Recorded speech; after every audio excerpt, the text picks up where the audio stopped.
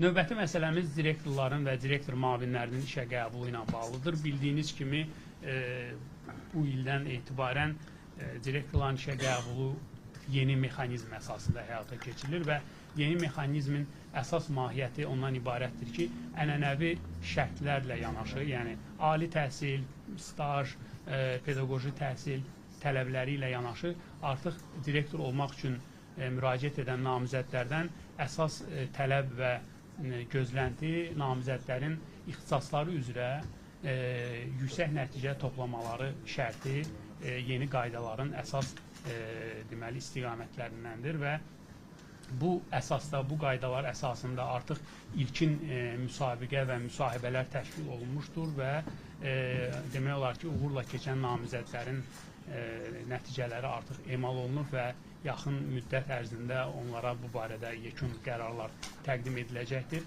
Eyni zamanda bildirmək istərdim ki, fevral ayında elan edilən müsabiqə üçün də deməli müraciətlər qəbul olunmuşdur. Təxminən 800-ə yaxın namizədin müraciəti qeydə alınmışdır və həmən namizədlər də bu həftənin sonu ixtisas imtahanına cəlb olunacaqlar və növbəti həftədən də müsahibə mərhələsinə dəvət olunacaqlar. Təbii ki, ixtisasından yüksək nəticə göstərən namizədlər ilk növbədə dəvət olunacaqlar. Eyni zamanda direktor müavinlərində işə qəbulu qaydalarında yenilik tətbiq edilib. Bu yenilik də ondan ibarətdir ki, burada da direktor müavini olmaq istəyən namizədlərdən əvvəlki şərtlərdən və tələblərdən əlavə olaraq onlardan da öz ixtisasları üzrə yüksək nəticə toplamaqları gözlənilir və əsas tələblərdən biri kimi irəli çəkilir və biz düşünürük ki, may ayının ikinci yarısından etibarən də direktor müavinlərin vakant olan, direktor müavini vəzifəsi vakant olan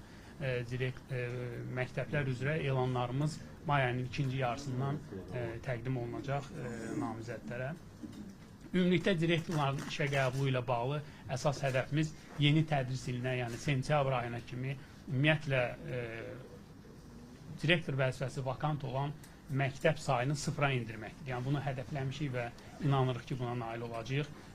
Həm bu proses növbəti 1-2 ay ərzində və yay aylarını əhatə edəcək və sentyabr ayına vakant yerlərimizin sıfıra indirilməsini hədəfləyirik.